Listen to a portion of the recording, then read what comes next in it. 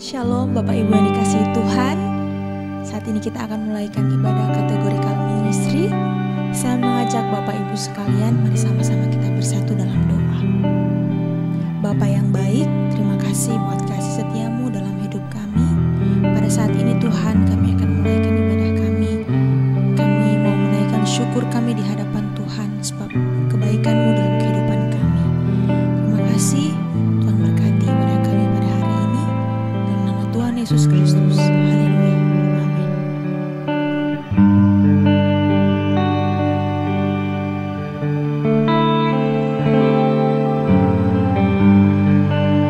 Bersyukur selalu bagi kasih-Mu di dalam hidupku. Entahkan ku ragu atas rencana-Mu di masa depanku.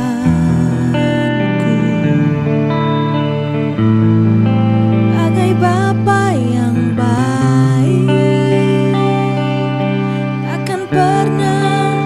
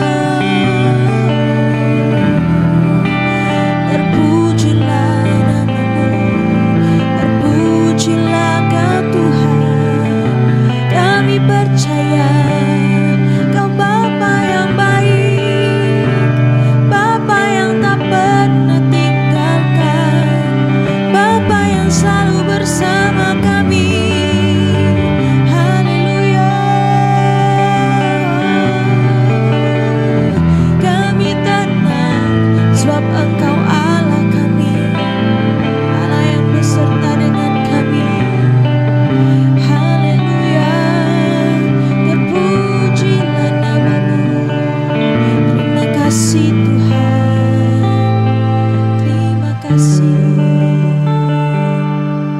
Terpujilah nama-Mu. Terima kasih Tuhan.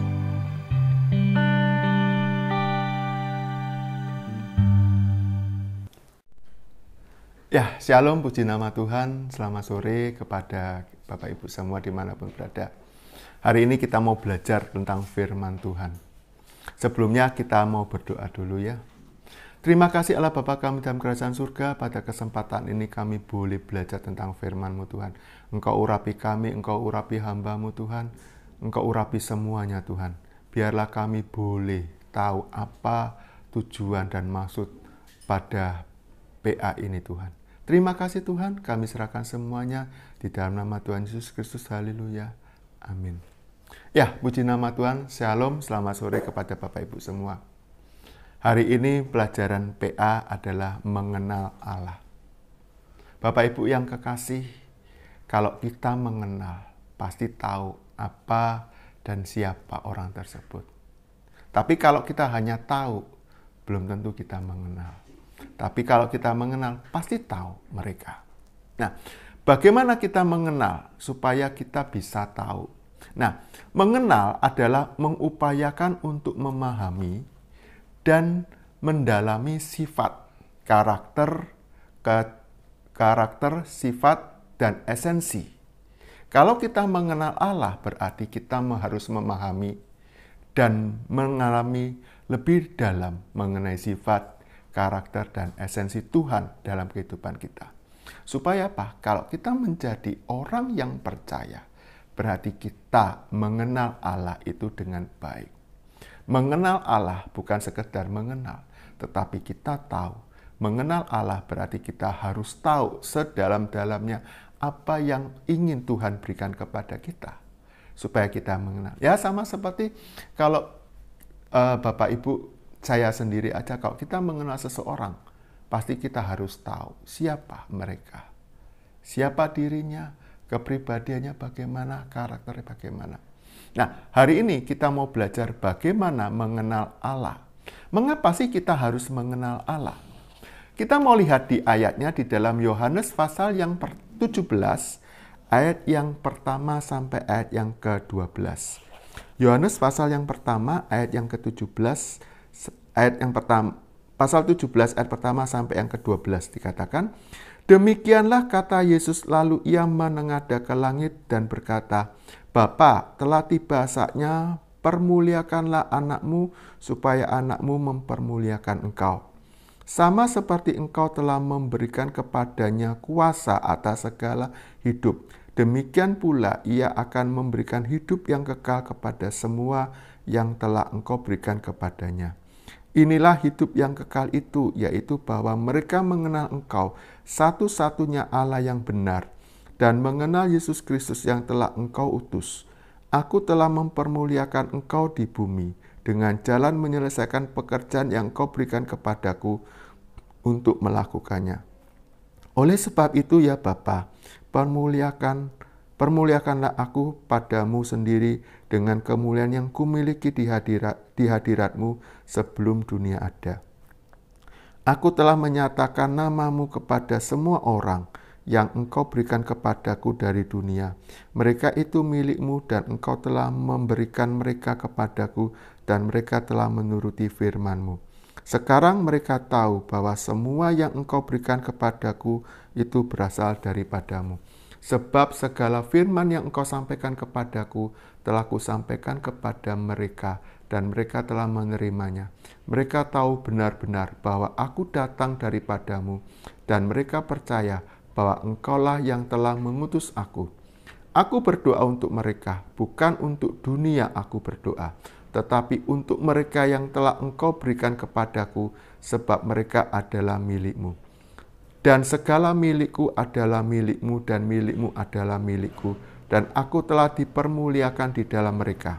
Ayat 11, dan aku tidak ada lagi di dalam dunia, tetapi mereka masih ada di dalam dunia.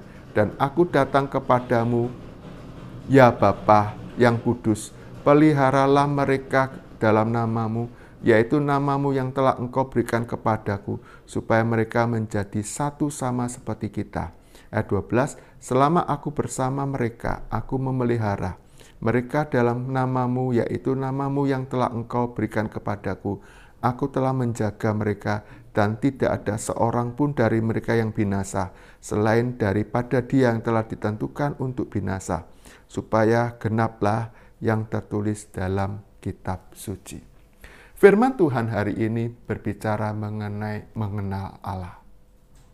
Sebelum Tuhan Yesus naik ke surga, sebelum Yesus mati, maka doa Yesus kepada murid-muridnya, ini yang dinyatakan kepada waktu itu kepada murid-muridnya, 12 orang muridnya.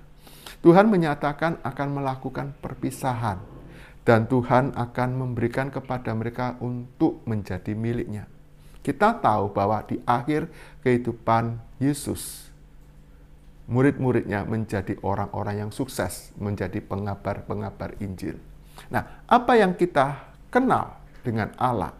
Yang pertama adalah di dalam ayat yang kedua sampai ayat yang ketiga dikatakan, sama seperti engkau telah memberikan kepadanya kuasa atas segala yang hidup, demikian pula ia akan memberikan hidup yang kekal kepada semua orang yang telah mengenal engkau berikan kepadanya. Inilah hidup yang kekal, yaitu bahwa mereka mengenal engkau satu-satunya Allah yang benar, dan mengenal Yesus Kristus yang telah engkau utus. Yang pertama adalah arti di mana tujuan hidup manusia. Kita mengenal, kalau kita mengenal seseorang, berarti kita mempunyai tujuan. Apa sih sebetulnya arti mengenal? Arti mengenal adalah gimana kita tahu kehidupan dan sebagainya. Pada waktu kita mengenal Allah, pada waktu kita menjadi bertobat, maka kita mengenal Allah untuk tujuan apa? Untuk menerima kehidupan yang kekal. Untuk menerima bahwa Yesus itu sebagai jalan keselamatan dalam kehidupan kita. Sekali lagi dikatakan di sini, sama seperti engkau telah memberikan kepadanya kuasa atas segala yang hidup, demikian pula ia akan memberikan hidup yang kekal kepada semua yang telah engkau berikan kepadanya. Semua yang telah diberikan. Allah memberikan, melalui Allah Bapa memberikan kepada Yesus berupa murid-muridnya. Bahkan murid-muridnya juga diajarkan bagaimana mengenal Allah melalui Yesus Kristus. Dikatakan juga di ayat yang ketiga, inilah hidup yang kekal, yaitu bahwa mereka mengenal engkau satu-satunya Allah yang benar, dan mengenal Yesus Kristus yang telah engkau utus.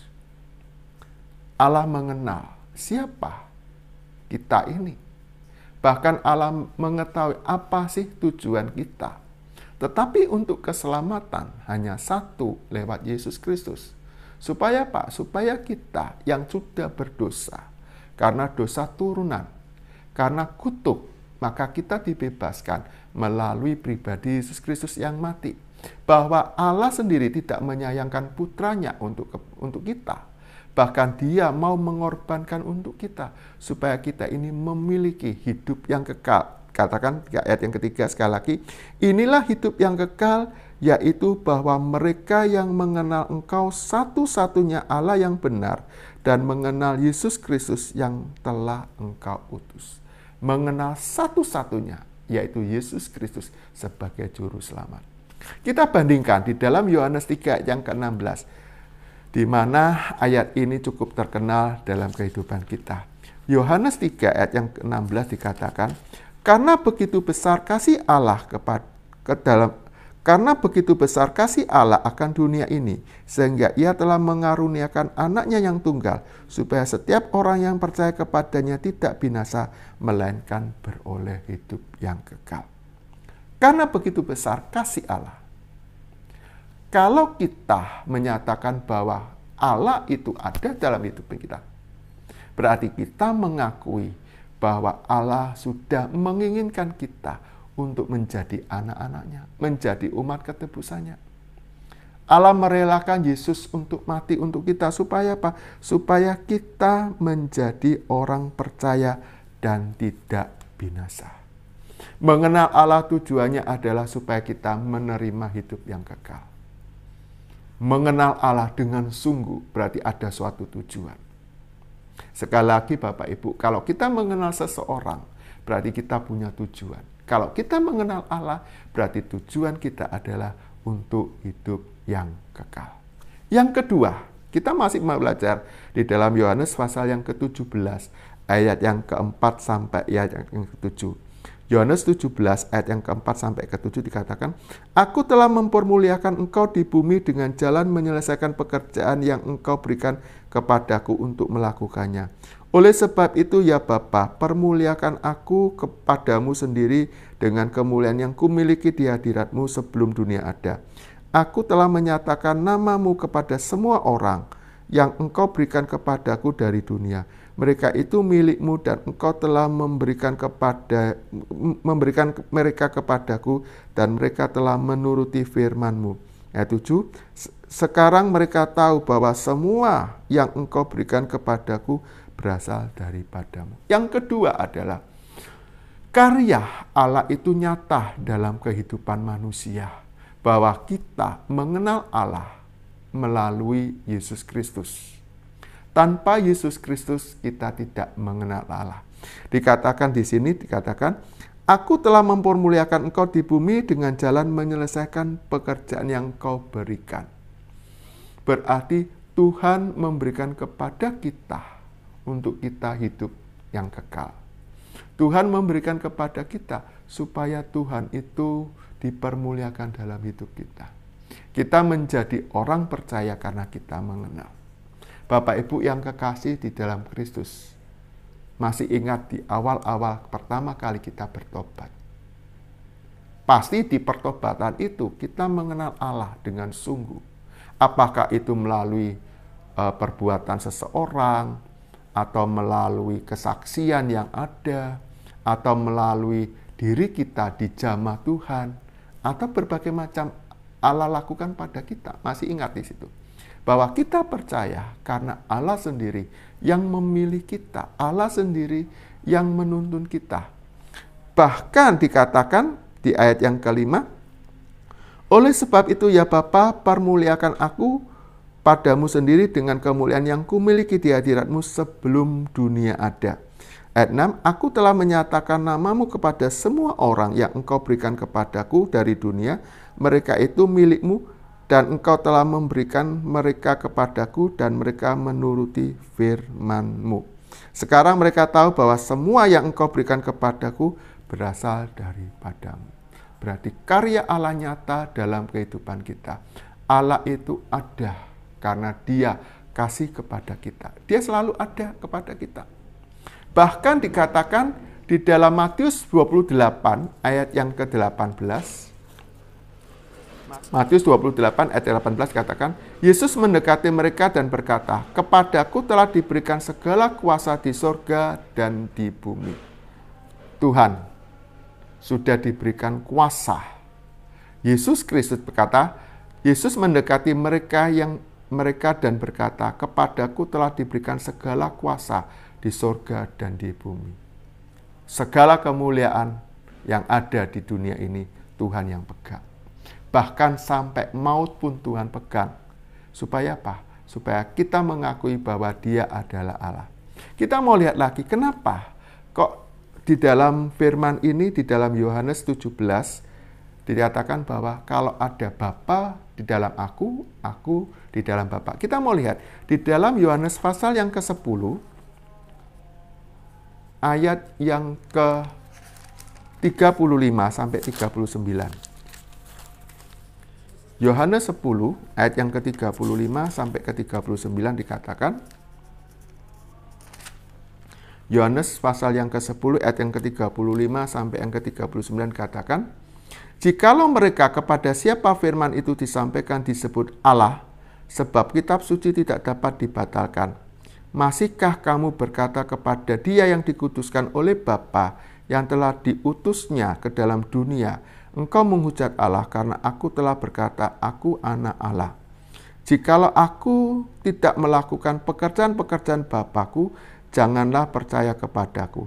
Tetapi jikalau aku melakukannya dan kamu tidak mau percaya kepadaku, percayalah akan pekerjaan-pekerjaan itu, supaya kamu boleh mengetahui dan mengerti bahwa Bapa di dalam aku di dalam Bapa. Nah, di sini dikatakan bahwa aku di dalam Bapa, Bapa di dalam aku. Tuhan sendiri sudah menyatakan bahwa Allah mengutus anaknya dalam kehidupan Yesus Kristus untuk menyelamatkan. Bahkan kuasa Allah itu ada dalam Yesus Kristus. Kita tahu, kita telah belajar banyak mengenai firman Tuhan yang kita dengar dengan kesembuhan dari Tuhan Yesus, mengusir setan dalam nama Yesus, itu sudah ada. Bahkan kita pun tahu bahwa kalau Allah ada dalam hidup kita pun akan tahu.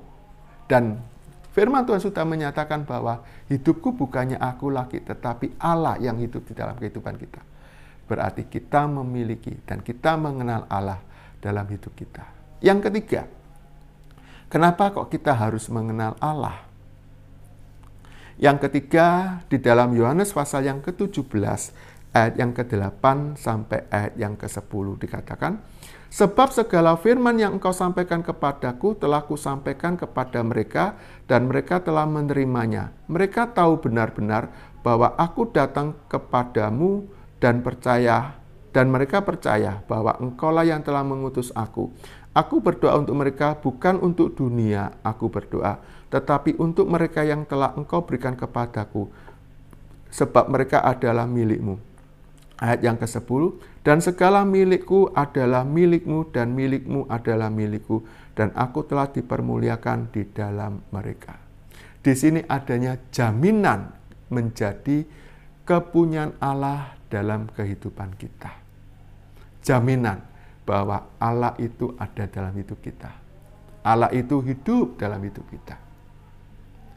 Kalau Bapak Ibu di dalam ibadah, pasti akan melakukan dengan bahasa roh. Berdoa dalam bahasa roh, berarti ada Allah dalam hidup kita.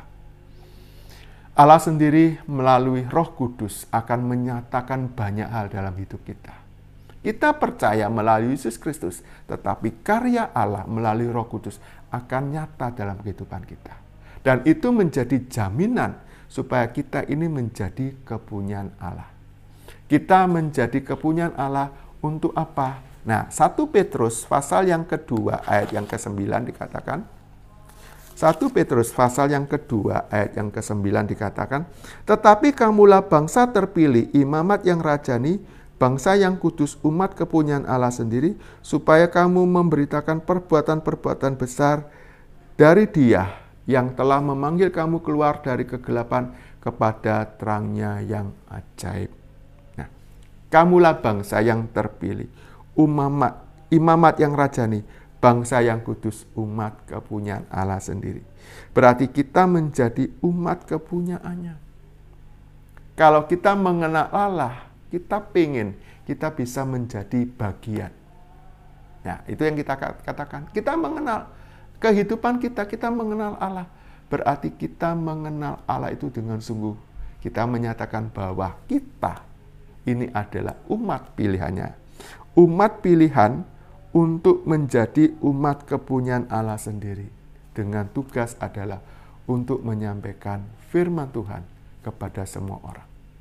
Bapak Ibu yang kekasih, kalau kita belajar firman, bukan sekedar mendengar. Mencoba kita mengerti setiap firman yang Tuhan berikan kepada kita. Supaya kita tahu apa sih kita bisa mengenal Allah lebih dalam. Dengan cara apa? Kita bisa membaca firman Tuhan setiap hari. Kita bisa melakukannya setiap hari, tidak mengenal jam. Kalau Bapak Ibu punya waktu pada pagi hari, oke, silakan. Mungkin siang hari, mungkin malam hari, mungkin di sela-sela. Kalau saya di Dewasa Muda, IDM Dewasa Muda, saya selalu menyempatkan untuk berdoa, membaca firman Tuhan setiap hari. Di IDM itu diberikan belajar untuk membaca Alkitab 3 pasal setiap hari. Ini sudah masuk periode kelima. Jadi satu Alkitab itu sudah 5 kali dibaca. Tetapi semuanya berbeda. Semuanya punya rema, punya arti sendiri. Nah, Supaya kita apa? Kita mengenal Allah lebih dalam. Kalau kita baca firman Tuhan dan Tuhan itu ada dalam kehidupan kita, maka semuanya akan menjadi indah. Yang keempat, yang terakhir. Kalau kita mengenal Allah, berarti kita harus ngapain? Di dalam Yohanes pasal yang ke-17, di Yohanes 17 ayat yang ke-12 dikatakan, selama aku bersama mereka, aku memelihara mereka dalam namamu, yaitu namamu yang telah engkau berikan kepadaku. Aku telah menjaga mereka dan tidak ada seorang pun dari mereka yang binasa selain daripada dia yang ditentukan untuk binasa, supaya genaplah yang tertulis dalam kitab suci. Selama aku bersama mereka, aku memelihara. Bapak Ibu, kalau Tuhan ada dan Tuhan itu kasih kepada kita, dan kita mau menyerahkan hidup ini kepada Tuhan, maka Tuhan itu akan selalu bersama kita. Tuhan itu akan memelihara, bahkan dikatakan, aku memelihara mereka dalam namamu, yaitu namamu yang telah engkau berikan kepadaku, dan aku telah menjaga mereka dan tidak seorang pun dari mereka yang binasa. Tidak ada seorang pun yang binasa. Kecuali dikatakan kalau mereka ditentukan untuk binasa. Ditentukan di sini adalah tidak mengikuti perintah Tuhan, tidak lagi mengenal Allah. Maka oleh dari itu, kalau kita mengenal Allah, maka kita bisa melihat kemuliaan Allah dalam kehidupan kita sehari-hari. Kita selalu dipelihara, kita selalu dibuat yang lebih indah. Bahkan dalam kehidupan kita akan berbeda dengan orang lain. Bahkan hidup kita akan menjadi lebih mulia. Kalau orang merasakan banyak permasalahan, kita nikmati saja. Karena apa? Kita yakin, kita percaya Tuhan itu akan memelihara kita. Tuhan itu akan memberikan kepada kita. 1 Petrus pasal yang pertama ayat yang ke-3 sampai ke-9. 1 Petrus pasal yang pertama ayat yang ke-3 sampai 9 dikatakan, 1 Petrus pasal yang pertama ayat 3 sampai 9 katakan, terpujilah Allah dan Bapa Tuhan kita Yesus Kristus yang karena rahmat-Nya yang besar telah melahirkan kita kembali oleh kebangkitan Kristus. Yesus Kristus dari antara orang mati kepada suatu hidup yang penuh pengharapan, untuk menerima suatu bagian yang tidak dapat binasa, yang tidak dapat cemar, yang tidak dapat layu, yang tersimpan di surga. Yaitu kamu yang dipelihara dalam kekuatan Allah karena imanmu, sementara kamu menantikan keselamatan yang tersedia untuk dinyatakan pada akhir zaman. Bergembiralah akan hal itu, sekalipun sekarang ini kamu seketika harus berduka cita oleh berbagai-bagai percobaan. Maksudnya semuanya itu ialah untuk membuktikan kemurnian imanmu yang jauh lebih tinggi nilainya daripada emas yang fana, yang diuji kemurniannya dengan api, sehingga kamu memperoleh puji-pujian dan kemuliaan dan kehormatan pada hari Yesus Kristus menyatakan dirinya. Ayat 8, sekalipun kamu belum pernah melihat Dia, namun kamu mengasihinya, kamu percaya kepada Dia, sekalipun kamu sekarang tidak melihatnya, kamu bergembira karena sukacita yang mulia yang tidak terkatakan. Ayat 9, karena kamu telah mencapai tujuan imanmu, yaitu keselamatan jiwamu. Nah, di sini dikatakan bahwa kita itu dipelihara. Kita selalu dinyatakan bahwa kita itu ada pemeliharaan Allah. Janji firman Allah itu sebagai harapan buat kita. Kita cuma bisa berharap Tuhan itu akan tolong, pasti Tuhan akan tolong. Tuhan akan tahu waktu yang tepat untuk kita. Karena apa? Karena Tuhan itu sudah mempersiapkan masa depan kita. Tuhan sudah mempersiapkan apa yang harus kita lakukan. Asalkan kita percaya, tetap berharap kepada Dia. Dan dikatakan lagi di ayat yang ke-9, ya, ayat yang ke-9, karena kamu telah mencapai tujuan imanmu, yaitu keselamatan jiwamu. Mencapai tujuan. Kita mengenal Allah. Untuk apa? Untuk keselamatan jiwa kita. Kita mengenal Allah untuk Allah bisa dalam hidup kita, bisa memelihara kita. Kita selalu mengucap syukur. Kalau kita mengenal Allah, berarti kita mengenal kepribadiannya. Kita mengenal karakter Allah, dan karakter Allah itu harus kita aplikasikan. Dari mana kita tahu karakter Allah, sifat Allah, perbuatan Allah? Dari firman Tuhan yang kita baca setiap hari. Ya, Bapak Ibu, kalau kita belajar mengenal Allah, yang pertama, kita akan tahu arti dan tujuan kita hidup. Yang kedua, kita tahu bahwa karya Allah itu nyata dalam kehidupan kita. Dengan keselamatan, Yesus mati untuk kita. Yang ketiga, kita ada jaminan menjadi kepunyaan Allah sendiri. Dan yang keempat, kita adanya pemeliharaan dari Allah. Nah, firman Tuhan kita renungkan, kita pelajari, kita boleh menyelidiki setiap hari. Pasti Tuhan itu akan selalu menyertai kita. Sampai keselamatan itu ada dalam hidup kita, yaitu kita menerima hidup yang kekal. Sekian firman Tuhan, mari kita berdoa. Terima kasih Allah Bapa kami dalam kerajaan surga. Bapa, kami boleh mengenal Engkau. Karena kami tahu tujuan kami mengenal Engkau adalah untuk menerima hidup yang kekal. Tapi kami mengenal Engkau karena Engkau punya karya keselamatan kepada kami. Dan Engkau memberikan jaminan dalam kehidupan kami, supaya kami boleh menjaga iman kami sampai pada akhirnya. Dan Tuhan, Engkau memelihara dalam setiap kehidupan kami. Terima kasih Tuhan, terima kasih. Engkau berkati kami semua Tuhan. Engkau berkati pimpinan GPPS ini Tuhan. Engkau berkati semua pelayan-pelayan-Mu, Engkau berkati Tuhan. Terima kasih Tuhan. Kami percaya berkat-Mu akan selalu menyertai kami dan Roh Kudus-Mu akan selalu membimbing kami supaya kami boleh memperoleh yang Engkau kehendaki dalam kehidupan kami. Terima kasih Tuhan, kami serahkan semuanya di dalam nama Tuhan Yesus Kristus. Haleluya. Amin. Terima kasih. Tuhan Yesus memberkati kita semua. Amin.